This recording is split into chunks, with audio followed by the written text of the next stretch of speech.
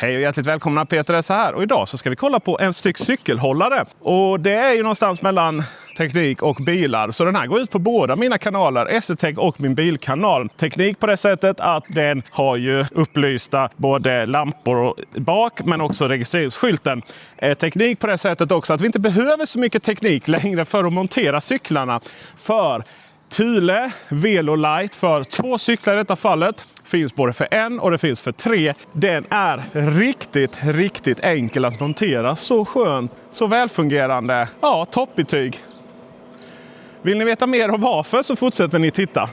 Det här inslaget presenteras i samarbete med Laddbox-killarna.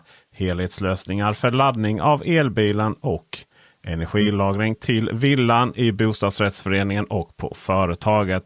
Alltid med transparenta priser, egna certifierade elektriker och kort installationstid. Du hittar din laddbox på laddboxkillarna.se. Macrent, din fullserviceleverantör med Sveriges största Apple-lager. 2 stabila cyklar som går att montera på bara någon minut. Allting handlar om hur portabel den är. Den går att fälla ihop och få plats med både i bilen bak men också i garaget. Utan att vi har hela den här ställningen som vi har på de här stora. Till det så har vi en mycket enkel hantering av att sätta fast cyklarna. Så att vi inte greppar tag om dem. Annars nere till så är det samma gamla spännband som vi är vana vid från alla Thule. Vi har möjlighet att sätta på registreringsskylt. Den är faktiskt rätt jobbig att montera. De här skruvpunkterna, de är tröga. Men så här ser det ut att installera den i alla fall. Det är 2 stycken skruvar, en på varje sida först och sen 4 skruvar för att montera plastbaljan. Därefter sen så kopplar vi in, eller innan det kopplar vi in, vi får ström också för att lysa upp registreringsskylten. Den sladden får vi ju gömma någonstans. Hur går den då till att installera? Vi har den i så här lilla formatet och sen så tar vi ut den. Dra ut dessa cykelskenor kan vi kalla det, va? Och sen tar vi upp de 2 stagen och sen så sätter vi bara på. Och nu så är den ju onekligen lite wobblig, va?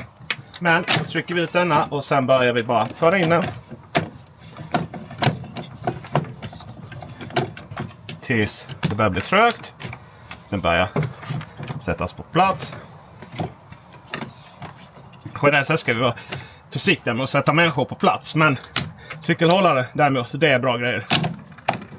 Och så är den inne. Vill vi då låsa den här mekanismen så gör vi det med nyckel. Men det är inget krav för att den ska sitta fast i sig. Därefter sen så är det ju den här lilla strömmen som ska in. Världens sämsta placering på Tesla. Men det går ändå. Blinkers. Där. När vi har släp eller såna här cykelmojänger, då måste vi se till så lamporna är alltid på. Kan inte vara på auto utan den ska vara på halvljus då. Sen är det ju så att vi kan inte trycka ner bagageluckan om vi har cyklarna på. För då tar det i här. Så ner med den. Och fortsätter neråt. Så ja. Nu så är det dags att montera cyklar. När det kommer till distribution så är det tyngst längst in. Nu är ju båda de här cyklarna lika tunga. Så det spelar ingen roll i sammanhanget. På med dem. Och vi kan byta riktning beroende på hur vi vill sätta den. Vi kan höja den upp och ner. Mycket flexibelt och bra. Men i detta fallet så tror jag att det var ganska okej där den var då. Så att vi sätter den där. Och så kör vi in så. Och så är det bara att pumpa. Sätta den ända vid lite så.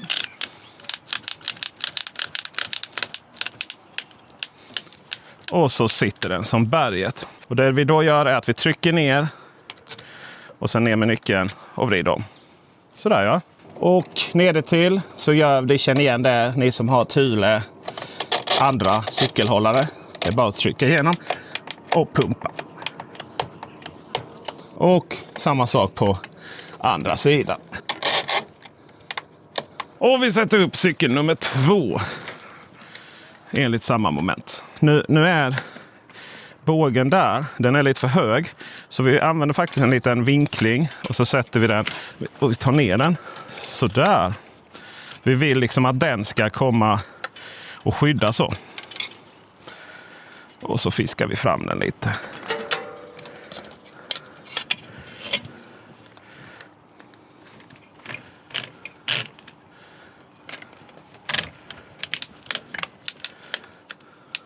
Och när vi har anlänt till vår destination så kör vi bara in nyckeln. Så vrider om, så går den ut och sen kan vi trycka där. Så gör vi samma här nere. Och här nere. Och så gör vi samma sak med cykel nummer 2. Och så viker vi ihop den därefter. Och så är vi klara. Priset det ligger någonstans mellan 5 000 och 5 500 kronor. Länk i beskrivningen till var du kan köpa den. Och även med hjälp av QR-kod här. Vi har tidigare haft det här jättestora tunga som dessutom tar hela bagageutrymmet om vi har det där. Och halva garaget känns det som. Eller så har vi haft den här lilla. Och detta är ju en av de bästa simpla cykelhållarna som finns faktiskt.